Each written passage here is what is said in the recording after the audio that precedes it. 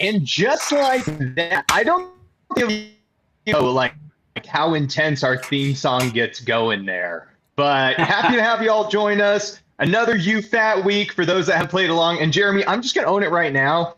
I'm in my in-laws' basement this week. So who knows what's going to happen on the tech difficulty sides this week. Are you sure you're not in the in-laws' doghouse? It could be both. But I mean, it's all worth it, man, because we're going to a Savannah Bananas game later today. So I'm here for it. Oh, no. Oh, no. Are we already losing this, Jeremy?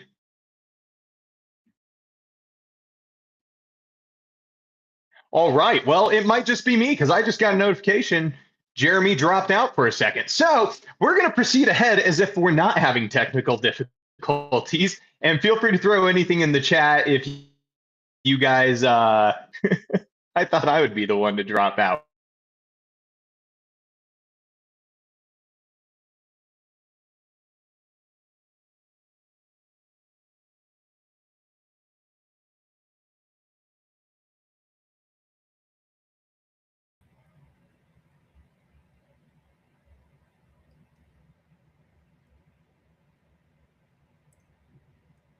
Am I here?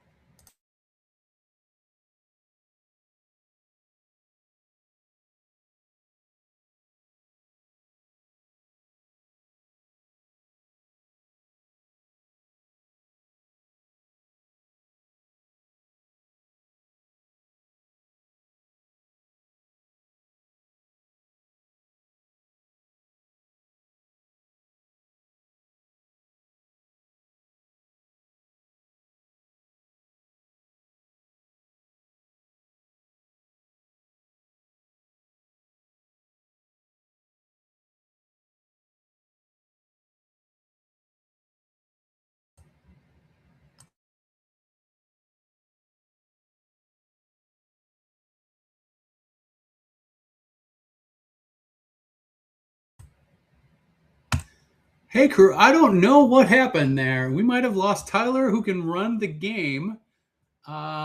Just like confirming that I'm here and you're here, like you can see me and hear me. We have yet to have smooth tech when it comes to any of these. So I'm going to see if we can get them back on here in a second. If you want to hang out, again, love to play and get things on here. But let's see what's going on.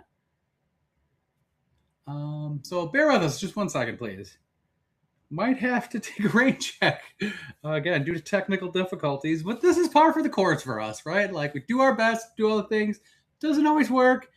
Here's where we are. Let me see what's going on if I can get Tyler on here.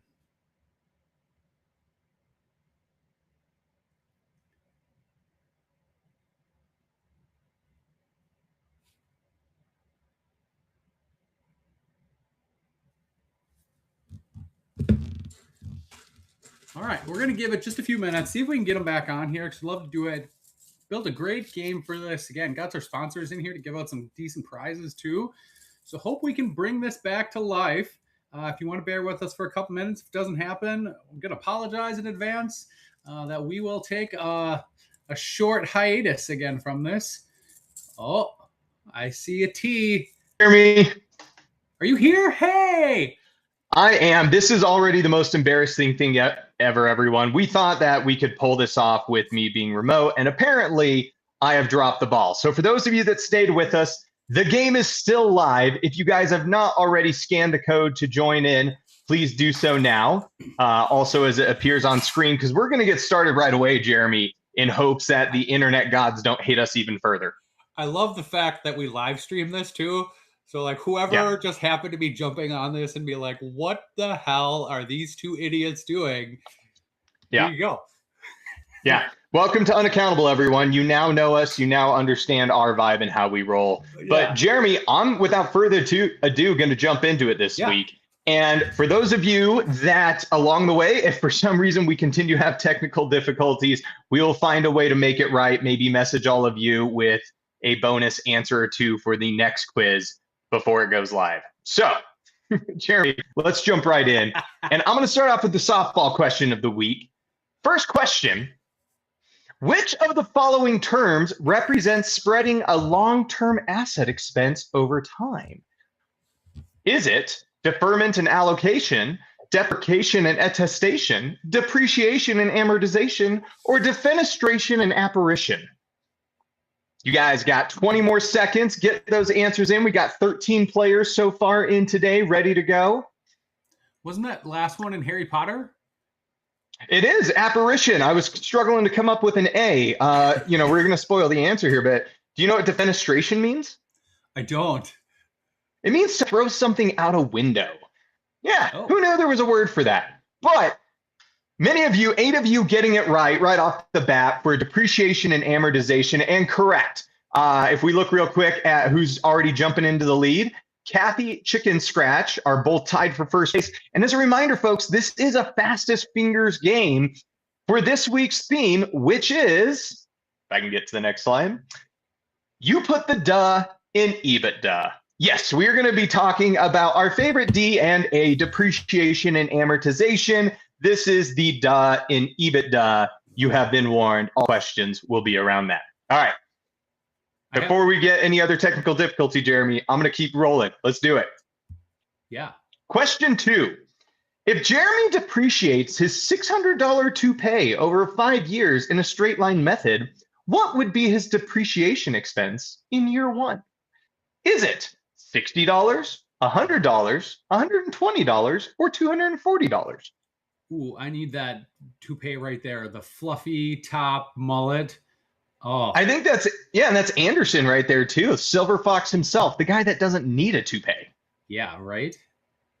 Oh, why would he take that good? Why would he take that beautiful piece from some of us who do? I don't know. It's an unfair world right there. Yeah. Anderson Cooper, man. Ooh, and almost all of you getting it right, $120. Yes, easy math here. Spread out $600 over 5 years. Simple math, $120 a year. Good work. And let's do a check-in. I'm going to go all the way to question 5. Keeping up. Ooh, Rebecca. Oh, jumping into the lead. Well done, Rebecca. You've already won once, too. She might start making a killing from U-F-A.T. All right. Question 3, Jeremy. This is a multi-select.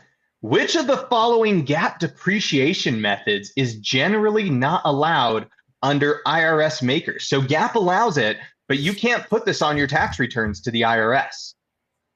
Is it 150% declining balance, double declining balance, component depreciation, or sum of years digits method? Now remember, this is a multi-select, so there could be more than one.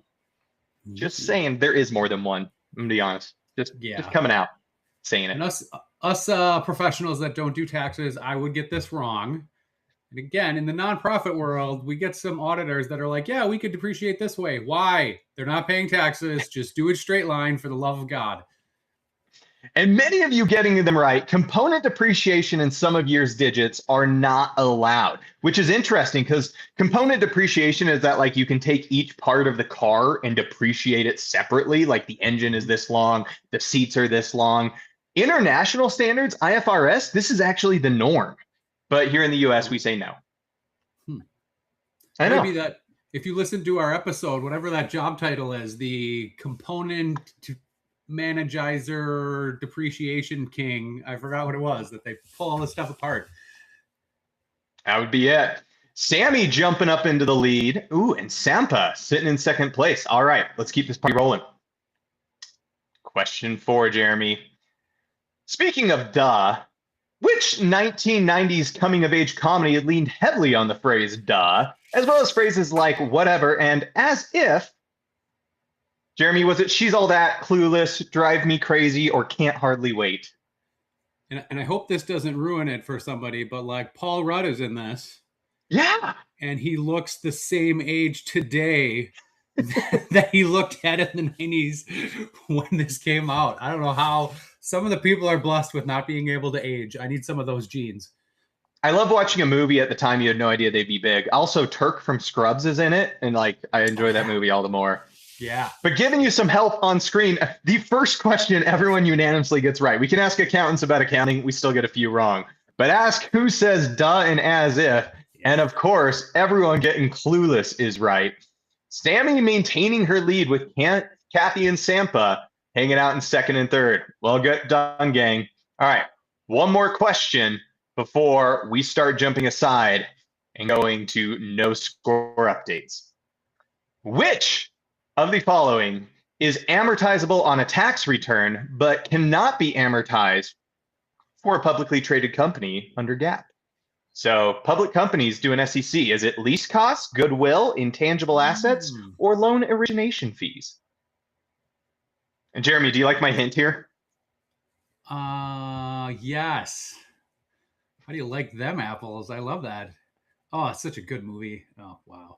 I actually watched that again earlier this year. I was like, it holds up. It's a good one. Like how I had to give everyone a hint on this. It felt right. How young Damon and Affleck were to win the Oscar for writing. Ugh. Absolutely. And whether you all knew it inherently or Matt Damon gave you a boost there, 8 of you getting it right. Goodwill. Yes, you can spread that out under section, I think it's 197 now on a tax return. You can spread it out over, I believe it's 15 years, but I should have had my notes pulled up. But yeah, you can't do that on SEC documents. It just kind of hangs out there forever unless you do an impairment review. So weird. Who did thunk? All right. Ooh, real quick, I'll do a score update before we finish that question. Sammy in the lead. This is our last update. Everyone else, good luck catching up. Which of the following DAs, because we're talking about does, Jeremy, which one of these DAs is likely to get you an assist in the NBA? These are all athletes. Is it Danny Amendola, DeAndre Ayton, David Akers, or Devontae Adams? Oh, Jeremy, how do you feel about Devontae Adams given your life circumstances? Yeah, I don't have a problem with him, man. Like he played really well when he was here, and again, doing okay where he is now. I forgot he's on another team, isn't he now? He's on the Rams, he's on the Raiders, all over. I only would have got this one right by elimination because I know the other ones. Many of you guessing Devontae Adams, maybe because I threw you astray there. But 3 of these are all football players. They're not getting you an assist. But you know who will get you an assist is a basketball player. DeAndre Ayton is the correct answer, throwing up on screen. And speaking of assists, let's give it up for today's second place sponsor, Ping, pingassistant.com. And you know, guys, our great sponsors, they give me a nice little ad copy to read here and tell you guys about. But due to technical difficulties, I don't have it here. But ultimately, Ping, it's amazing because you hook it up to whatever software you're using to record client meetings, your client portal, and it keeps track of all that context and helps surface the client relationship information for you if you're getting ready for a call, looking to do upsells, anything else. It's basically your entire client communication manager in one place. Check them out, pingassistant.com. Thank you so much for sponsoring our second place prize.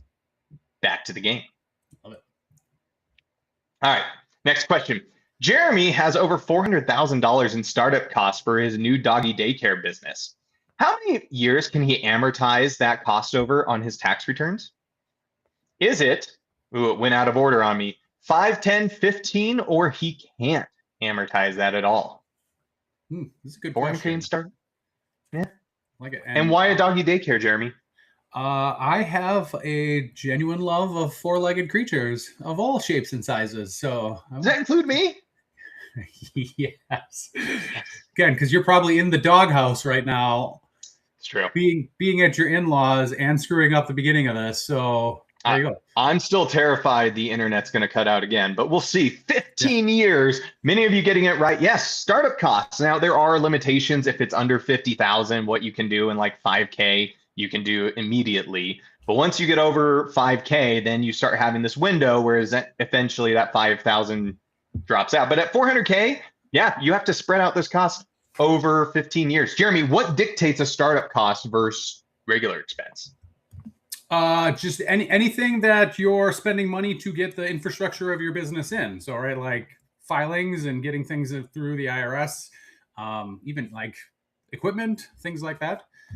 Yeah. If you're looking for a more specific answer. Basically, if you're not making any money yet, it's a startup cost. Right. Now, there's certain like legal fees that you can expense still and setup costs, but we're not going that deep. 15 years, many of you getting it right. Well done. All right, Jeremy. Let's go back to a few shenanigans. Ooh, speaking of DAs, which famous Batman villain was once the DA, the district attorney for the city of Gotham?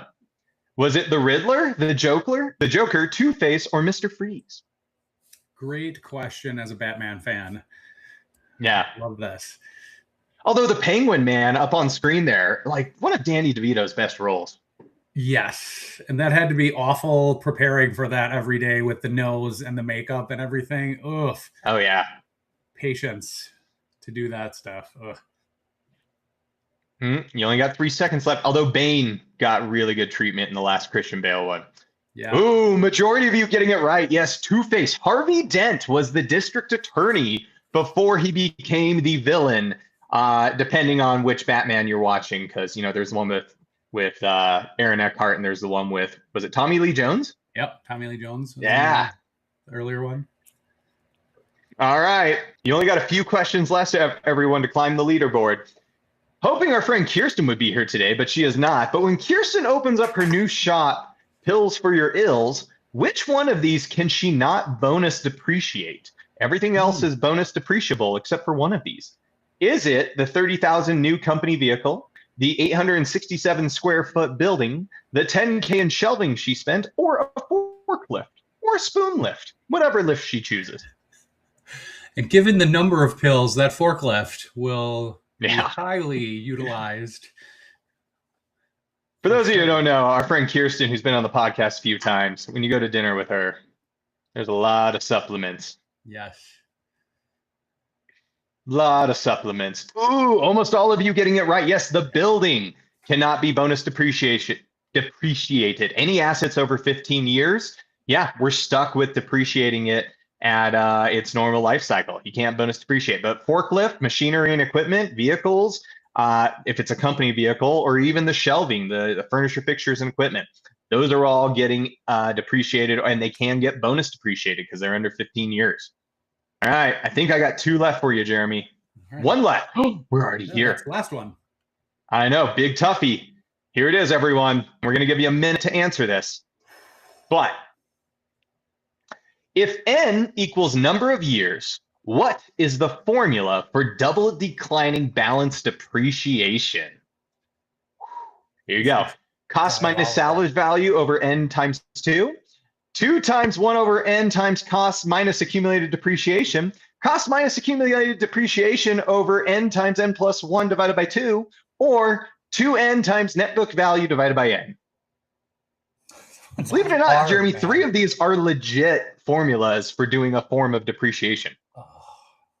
Who's got their accounting text handy and can run to the right page? I don't know, someone better. Or, you know, we gave you enough time. I hope no one's cheating, but don't do it, folks. Life is open book, Tyler. That is true. That's the thing that gets me about the CPA exam is like, I'm never going to recall this. Yeah. I'm going to always go look it up. Yeah, exactly. My accounting texts are holding up my laptop, so they're even with my other things. So I've used those very, very well over the years. All right, we are out of time, and majority of you getting it right. Well, not majority, but more than any other answer. Yeah. 2 times 1 over n times cost minus cumulative depreciation. So every year you take what was the cost, subtract away all the accumulation you've done in prior years, and then it's basically 2 over n times that. So if it's a 5-year item, if it's a 6-year item, n is always right there. And eventually the last year is a plug because it will never go to 0. So when you get to that last year, then you plug it with whatever is remaining left. The other answers I had up here, like cost minus salvage value, actually that was straight line until I put a ×2 on it. So I lied. I messed with that one. I think I just wanted to mess you all up. Yeah. But yeah, Their other one of these is a slightly modified version of some of your digits. Oh, yeah, this is hard, man. I know. Yeah.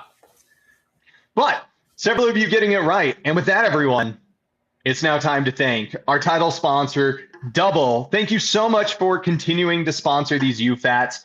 Jeremy and I could not do these without you. And just can't say enough words. If you guys have not got in and played with Double AI yet, it is fan-friggin-tastic. They have the ability to post journal entries for you, do revenue recognitions, automate labor accruals, utility accruals. I mean, you name it, like any mundane task you're doing over and over, you're going to be benefited by using Double. So they're giving you 14 days free right now. If you have not gone in and played with it yet, please do so. And now, Jeremy, it's time for our winners. I'm going to pull it back up on screen because now I've looked at who our winners are. But getting third place with a $10 gift card from the Digital Bookkeepers Association, which we'll email you after from the email you registered with. But DBA, it's a membership organization that gives bookkeepers ongoing training, support, live practical resources, connections as they grow, and basically the community Jeremy and I came up through. Going to third place, we have Stammy. Congratulations. And then in second place, which I already forgot, so I'm stopping the screen share for a sec. Kath. I know, this is totally professional, Jeremy. All right, we're back on screen. In second place, winning a $30 gift card from our midway through the game sponsor, Ping, we have Debarjon. Thank you for playing. Nice, congrats. And in first place, winning $50 from the Double Swag Shop, which we will send over after. And I'm just going to show the entire score ranking for everyone that played. We have Sampa sitting in first place at 8,000 points. Congratulations. Thank you, everyone, for playing. If you haven't already registered to play with us next week, we've got the game out there. Jeremy, anything else before we call it a day? No, again, thank you all for being here. Thanks for sticking with us through the ever-existent technical difficulties. One day we'll get this without a hitch. I promise. I will be back at my desk next game. It will be better. I promise. I promise. One day we'll get it down. Normally, I would play our outro music and video, but I'm not even going to get greedy, everyone. You know what? We're just going to call this good. So thank you, everyone, for playing. We'll see you next time.